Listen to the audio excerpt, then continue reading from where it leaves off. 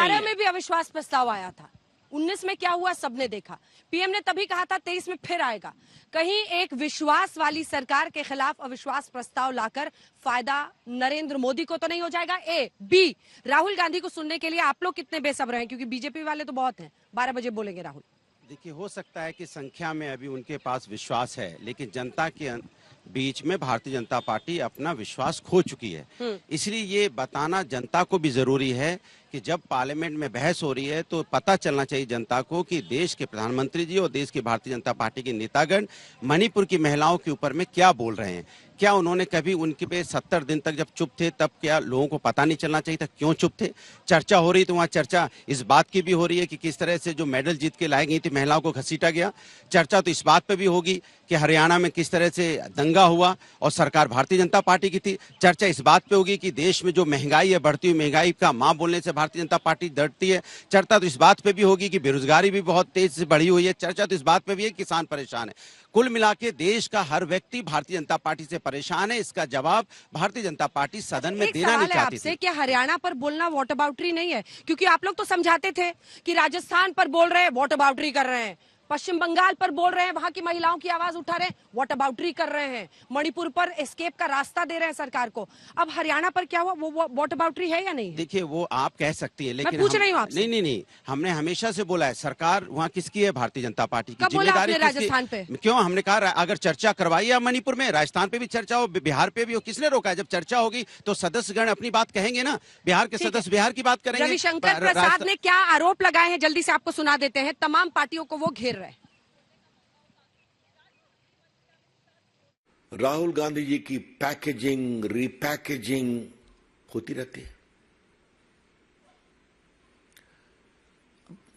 कांग्रेस के लोगों को तय करना है, लेकिन कभी कांग्रेस के लोग ये विचार करते हैं कि राहुल गांधी की नेतृत्व की क्षमता कितनी है भारत ऐसे महान देश के नेता बनने के लिए।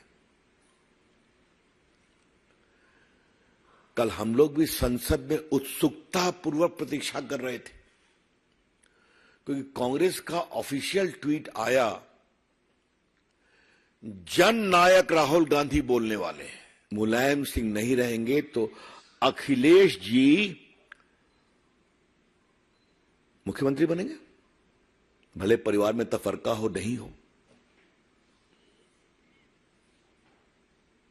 उसके कारण उनकी पार्टी में क्या होता है मुझे बताने की जरूरत नहीं है आपको।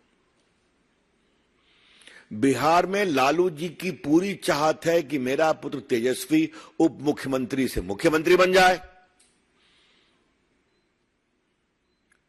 और नीतीश बाबू अपने पत्ते नहीं खोल रहे हैं। बंगाल में गया था, जो अत्याचार ग्राम पंचायत चुनाव में हुआ था, देखने के लिए।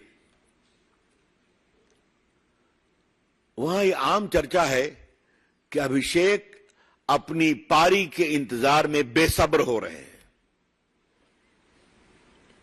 अब वहां पुत्र नहीं है तो भतीजे आ गए। तमिलनाडु में कौन राज कर रहा है? तो करुणानिधि के पुत्र हैं।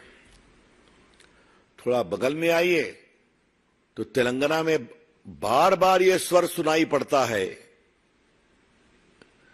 कि अब मुझे राज करने दिया जाए, बहुत हो गया, 10 साल से मैं वेट कर रहा हूं। आप खुद समझ रहे हैं मैं क्या कह रहा हूं। तो ये पूरा जो है परिवारवाद का एक छोटा नक्शा मैंने आपके सामने रखा है।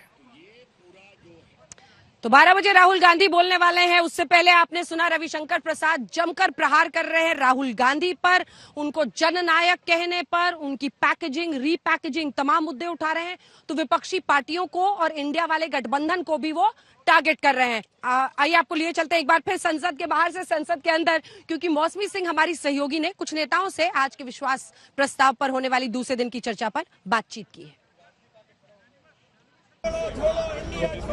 दर्जनों तख्तियां और बापू महात्मा गांधी की प्रतिमा, उसके सामने बीजेपी सांसद कुछ इस तरह से क्विट इंडिया का नारा दे रहे हैं। छोड़ो छोड़ो इंडिया छोड़ो भ्रष्टाचारियों इंडिया छोड़ो छोड़ो छोड़ो इंडिया छोड़ो भ्रष्टाचारियों इंडिया छोड़ो छोड़ो छोड़ो इंडिया छोड़ो भ्रष्टाचारियों इंडिया छोड़ो छोड़ो छोड़ो इंडिया छोड़ो भ्रष्टाचारियों इंडिया छोड़ो छोड़ो छोड़ो इंडिया छोड़ो भ्रष्टाचारियों इंडिया छोड़ो। करप्शन अपीजमेंट प्रधानमंत्री ने भी यही बोला। देखिए, बहुत जकड़ने का कोशिश कुछ लोग, कुछ गिरोह, कुछ संगठन इस इंडिया को भ्रष्टाचार में जकड़ने का कोशिश कर रहे हैं। आज करोड़ों जनता शपथ लेती है कि भ्रष्टाचारियों से, तुष्टीकरणवादियों से और परिवारवादियों से इंडिया छुड़वाना है। ये संकल्प है देश के 140 करोड़ नागरिकों का और इन तीनों को इंडिया छोड़ना ही होगा। देखिए, मैं इसमें एक बात और जोड़ना चाहता हूँ। जब प्रधानमंत्री नरेंद्र मोदी जी बने 2014 में, उस समय लंदन के एक प्रसिद्ध अखबार गार्जियन ने तब लिखा था, अब ये देश की जनता के लिए इंडिया खत्म हो रहा, अंग्रेजियत खत्म हो रही, अब भारत का जमाना आ रहा है। इंडिया खत्म करने का जमाना हो गया है, अब भारत का जमाना आ रहा है। इसलिए हम चाहते हैं कि हम जो क्विट इंडिया मूव की बात जो शुरुआत हुई थी, हम जो परिवारवाद, वंशवाद, भ्रष्टाचार मुक्त भारत चाहते हैं। तो यहाँ पे बीजेपी के सांसद बिल्कुल क्लैरिटी से प्रधानमंत्री की बात को दोहराते हुए और कहीं ना कहीं ये संदेश देते हुए कि इसी नीति और इसी लाइन ऑफ अटैक से वो जो 2024 का सियासी अखाड़ा है उसको उतरेंगे। मौसमी सिंह, दिल्ली आज तक। ये तो बाहर वाली लड़ाई है, विरोध प्रदर्शन है। कुछ ही देर में संसद के अंदर आप देखेंगे नाक की लड़ाई, साक की लड़ाई, और इसीलिए सियासी तौर पर सब एक दूसरे पर हमला करने वाले हैं। राहुल गांधी 12 बजे शुरू कर रहे हैं, तो आज स्मृति ईरानी भी बोलेंगी। 4 बजे के बाद एचएम यानी गृह मंत्री का भी, अमित शाह का भी हो सकता है इंटरवेंशन। इस बीच आइए आपको सुनाते हैं संजय राउत, शिवसेना, उद्धव साहब, बाला ठाकरे ग्रुप के जो नेता है, सांसद हैं, उन्होंने हमला बोला है सरकार पर, एनडीए पर। सुनिए। हमारे साथ हैं शिवसेना एमपी संजय राउत। सर, प्रधानमंत्री ने कल एनडीए के घटक दलों की बैठक की, उसमें शिवसेना के बारे में चर्चा करते हुए कहा कि आपने गठबंधन तोड़ा, बीजेपी की तरफ से ये पहल नहीं की गई थी। प्रधानमंत्री को लगता है भूलने की बीमारी शुरू हो गई है। 2014 में प्रधानमंत्री 2019 की बात कर रहे हैं, हम 2014 की बात कर रहे हैं। 2014 में भारतीय जनता पार्टी के तरफ से उनके उस वक्त के नेता एकनाथ खड़से जी ने उद्धव ठाकरे जी को ये फोन करके बता दिया कि अब हमारा अलायंस हम तोड़ रहे हैं, हमने 25 साल तक काम किया, अब हम आगे काम नहीं कर सकते, तो आज से हमारा अलायंस टूट गया। ये खड़से साहब का उद्धव ठाकरे जी को फोन था और खड़से जी को ये आदेश दिल्ली से दिया था। तो अलायंस किसने तोड़ा भाई? किसने तोड़ा? फिर 2019 में आपने हमसे वापस अलायंस किया, आप मातोश्री पर आए थे, आपके बड़े नेता, कुछ बातचीत हो गई, वो बातचीत रिकॉर्डेड है, होटल ब्लू सी वर्ली में प्रेस कॉन्फ्रेंस हो गई, पूरा वीडियो रिकॉर्डिंग न्यूज चैनल पर, यूट्यूब पर सब अभी भी है। आपके तरफ से देवेंद्र जी ने कहा था, हमने ये तय किया है विधानसभा में पावर शेयरिंग 50-50 रहेगी, रिकॉर्ड है।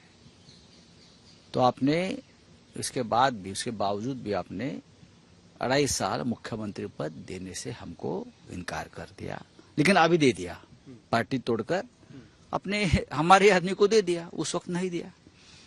तो अलायंस किसने तोड़ा है? प्रधानमंत्री को महाराष्ट्र के लोग या यहाँ के उनके लोग गलत जानकारी दे रहे हैं, ये मुझे लगता है समस्या है उनकी। उन्होंने इस बात का भी जिक्र किया कि आप अलायंस पार्टनर होते हुए भी सामना में जो आपका मुखपत्र है उसमें लगातार उनकी सरकार पर हमला बोलते रहे। नहीं, ये गलत है।